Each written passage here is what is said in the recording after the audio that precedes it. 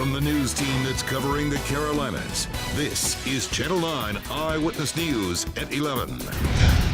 Developing right now, gun violence across Charlotte putting innocent lives at risk. I have a newborn son, so it worries me. 3 separate shootings just today, one of them deadly. Tonight, we're asking CMPD what they're doing to solve these cases and stop the spike in crime.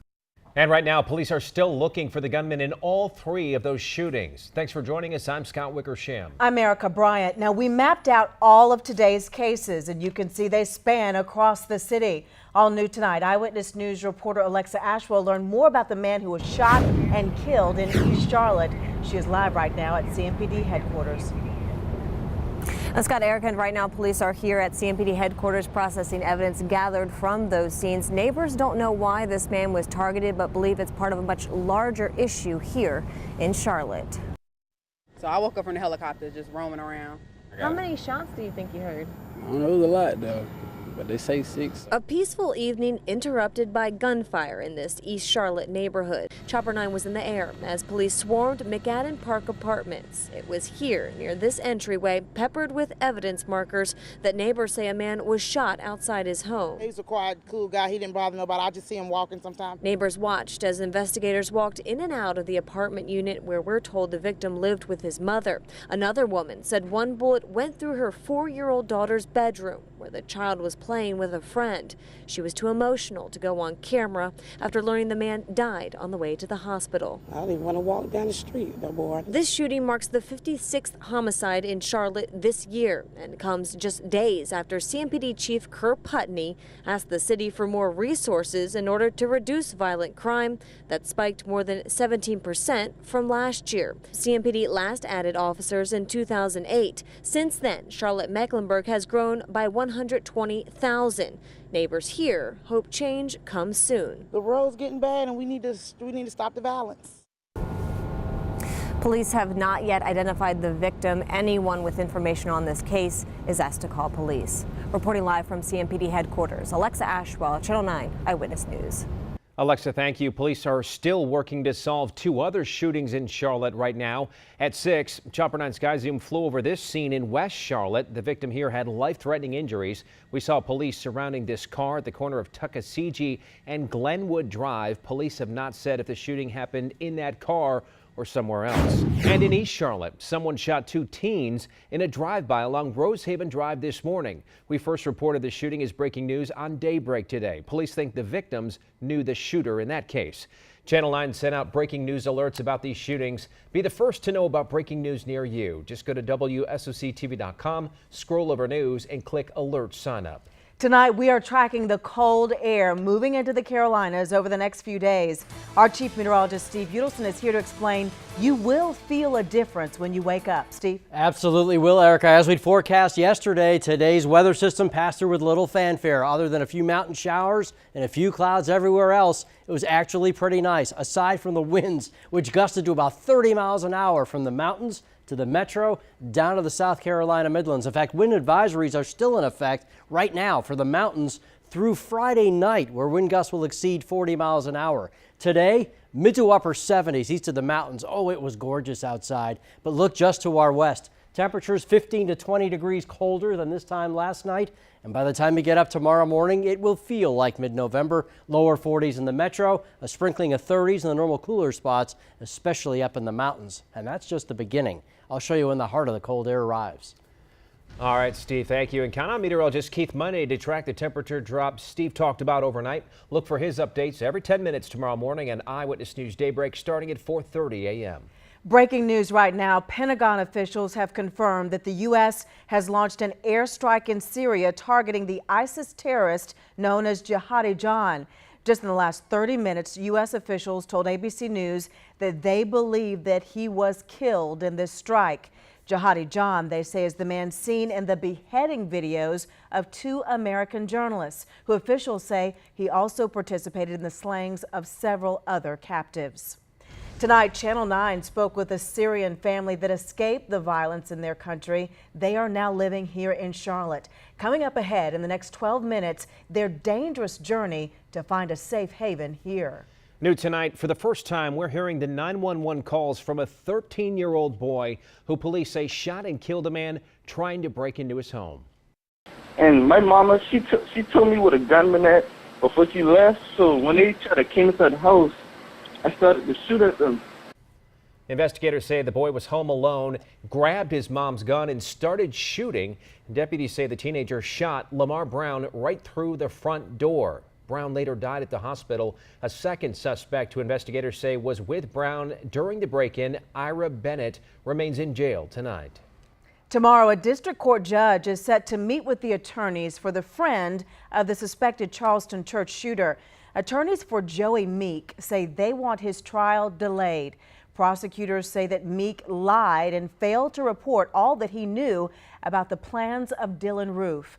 You'll remember Roof is charged with killing 9 people inside that Charleston church back in June. The same judge will meet with Roof's attorney on December the 1st.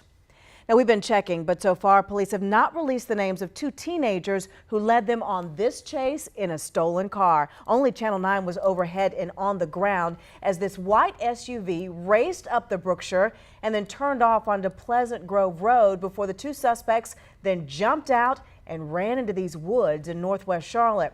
Angie Honeycutt is actually the owner of that stolen vehicle. She said she left it running outside her home this morning, just trying to warm it up. New tonight, a group of people marched through Cornelius in protest of the I-77 toll lane project. They started that protest tonight hours after Channel 9 reported that construction on the controversial project will start next week. The protesters marched from the Exit 28 bridge, where that work will begin on Monday, to a local pizza restaurant. New tonight, Mecklenburg County Senator Jeff Tart spoke only to Channel 9 about lawmakers teaming up to talk about the 77 tolls. Earlier, Tart told anchor Allison Lottis that a handful of Republican lawmakers will send Governor McCrory a letter tomorrow asking him to take some action. Many business and community leaders along the corridor have been fighting that project over concerns it will not ease the congestion, also make it harder to access local businesses. Supporters say canceling the tolls could cost the state up to $100 million. With construction again starting on Monday, we asked Tart if lawmakers' efforts are too late. All contracts can be either fulfilled to the end of the desired deliverables or be terminated at any point in between. Tart says he and fellow lawmakers will announce more details on their request that Governor McCrory step in here at a press conference set for 10 tomorrow morning. A local congressman wants to prove that he's done nothing wrong, so he's asking the U.S. House Ethics Committee to investigate him. Back in August, Channel 9 told you about an FBI inquiry to Representative Robert Pittenger. They were looking into the company he founded, Pittenger Land Investments. Well, today he asked the committee to investigate his role in that company, he says, to clear his name. New tonight at 11, a Charlotte father says he has a warning for parents about a type of social media. As Eyewitness News anchor Allison Lottis explains, he says that his 10-year-old daughter was exposed to pornographic pictures through a messenger app. Mark Bink didn't know much about the social media site Kik until his 10-year-old daughter told him about a shocking message she received. I'm like, oh my God. And, the first thing I did is, I started questioning what happened. That message contained a pornographic picture of adults, something he wishes his daughter had never seen. When you see certain things, you can't push delete. That's in your mind and it stays there. Kik is an instant messaging app for cell phones where anyone can communicate. The middle school girl says the sender claimed to be a 15-year-old male named Steve, but the profile picture contained a pornographic image. I felt like I wasn't supposed to be seeing this and that it could be like bring me into like a dangerous position. Bank believes the person hiding behind the internet is an adult preying on children. This guy's out there looking, he's looking for kids. Tonight, he's keeping a closer eye on his daughter's social media and warns other parents to do the same. I love you, and I don't want anything dangerous or bad to happen. Bank filed a report with CMPD. They told him finding the sender is challenging because his daughter deleted the message. Well, tomorrow, these two men charged with an ongoing crime spree in Gaston County will face a judge. We told you about the first-degree robbery this morning on Daybreak. Police say Larry Wolf and DeJuan Myers committed 3 robberies in just a few hours. They say the men used a BB gun to rob 2 stores in Gastonia and another in Mount Holly today. Police chased their car into South Gastonia. New tonight, more than 200 people gathered on the campus of Winston-Salem State University, all to pay tribute to Anthony White Jr. The Charlotte native was shot and killed on campus during the homecoming weekend. The university's vice chancellor told the students that they need to be there for each other. Jarrett Moore, who is also from Charlotte, is charged with White's murder. He is set to have another court appearance tomorrow. It'll be up to the district attorney to decide on charges in a crash in Mint Hill. Investigators say Manuel Roca was on the back of a garbage truck working off of Heather Nicole Lane when a 92-year-old woman backed right into him. At last check, Roca was in the ICU with serious injuries. New at 11, a woman charged with helping her boyfriend escape double murder charges in Davidson County made her first appearance in court today. A judge set the bond for Jennifer Lanning at $75,000. Police say Lanning was on the run with her boyfriend Lloyd Franklin for more than a week after he killed an elderly couple in Davidson County. Lanning was arrested in a Pennsylvania motel room this weekend. Franklin, police say, killed himself before they could catch him. Lanning faces 19 years in prison. New tonight, a New York mobster was just found not guilty of helping to plan one of the biggest heists in U.S. history. 80-year-old Vincent Asaro was accused of helping to plan the 1978 Lufthansa heist at JFK Airport that was retold in the movie Goodfellas. Prosecutors charged him in connection to the $6 million heist back in 2014 after his cousin came forward to implicate him in the heist, a mob hit, and other crimes. New tonight, Duke Energy is saying that a tree landed on some power lines and it knocked out power to almost 2,000 people for several hours this afternoon in Charlotte. It happened in the Quail Hollow Carmel Road area at about 4:30 this afternoon. Much of the power was not restored until after 7. Duke Energy says all the power should be back on tonight.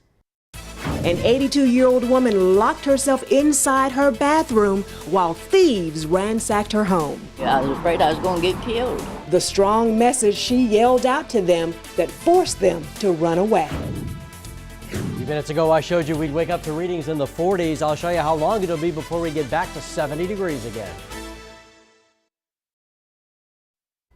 New at 11, this 82-year-old woman tells Channel 9 she ran to a bathroom and hid when thieves broke in and ransacked her home. She walked Eyewitness News reporter Trish Williford through those tense moments and explained how she managed to scare them away. Trish? Well, this crime happened in the middle of the night. The woman was home alone when those suspects broke through her front door. I was afraid I was going to get killed. This gutsy 82-year-old Salisbury woman may have been frightened, but she didn't back down when some bold burglars broke into her home here on Garrick Road in the middle of the night. The woman, who we won't identify, says she woke up around midnight Friday and heard someone smashing in her front door. I don't know where he was kicking it in. The woman says she immediately saw a man walking through her home. She ran into her bathroom and quickly locked the door. The woman stood quietly inside her bathroom and listened as the suspect ransacked her bedroom. She says he grabbed her prescription medicine, her car keys, and her TV. After a few moments, the woman says she yelled at the burglar. I just said, I've got a gun and I'll kill you. Did you mean it? Yeah, because if he'd have broke that door down, he'd have known I didn't have no gun. But I got one now. The woman says she heard the burglar scurry out of the house with her belongings. She says he even slashed a hole in her convertible before he ran away. Rowan County Sheriff's officials say 3 suspects are behind this crime. 22-year-old Miranda Wagner and 23-year-old John Meese have been arrested, but they say 28-year-old Joshua Meese is still on the run. The 82-year-old hopes police track him down soon. Tonight, she's thankful she's alive. I know God was with me that night. He had to be. And police believe those suspects are connected to another home burglary on that same street. Authorities say that third suspect, Joshua Meese, may have fled the state. Reporting live from Salisbury, Trish Williford, Channel 9 Eyewitness News. Trish, thank you. New tonight, a Syrian family of 7 is safe in Charlotte. They spent the last 4 years, though, fleeing from the dangerous situation there. Catholic Charities actually helped them to resettle here. And Channel 9 sat down with the family tonight, and we spoke with them through a translator. They say that it's a long process for refugees to go through, but they say they made that decision after some of their relatives were killed. From the daily battles bombarded over their heads in the last 5 years, and one of his brothers was killed after being tortured. Now, there are currently 25 Syrian families living here in Charlotte. Catholic Charities says it is important to help them find a safe place. It's why we're here, is to help them adjust to their new lives and begin their new lives again for themselves, their children. This weekend, Secretary of State John Kerry is heading to Vienna to continue peace talks regarding the crisis in Syria. Today, he laid out the Obama administration's goals. Kerry says that they want to defeat ISIS, contain the Syrian conflict within the country's borders, and intensify diplomatic efforts to end the Syrian civil war.